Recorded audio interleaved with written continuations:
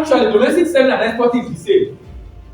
There are similarities. For example, if a product or service, if the product or service for export is same that you sell domestically, you already know what the good is about, and this is similar to foreign content. The people that buy locally most likely are the people that will buy our products.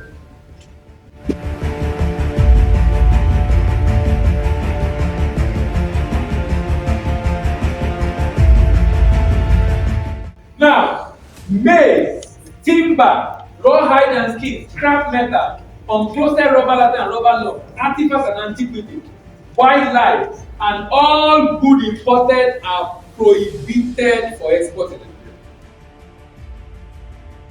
No, Indomie already has NAFTA, so we can just buy from Indomie and just send it out. No, when I say you need NAFTA, what they need is evidence that there is NAFTA. Now, you know, I can export, if I know I can export with or without a NAFTA number. If I'm exporting a product that doesn't have a NAFTA number, I will need a NAFTA health certificate. Because they will take sample and send it to the lab for that shipment. But if I already have a NAFTA number, then I won't need that certificate.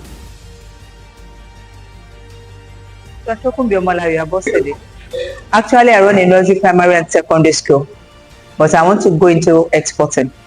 At the moment, I've started selling locally gari jebu, pure palm oil, pure honey, very good kuli,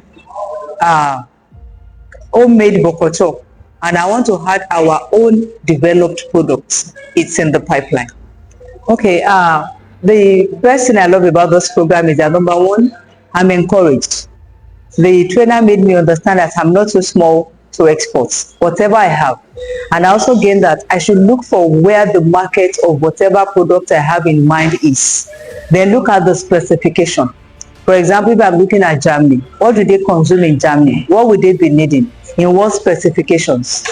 Then that's a guideline for me to know how to go into it.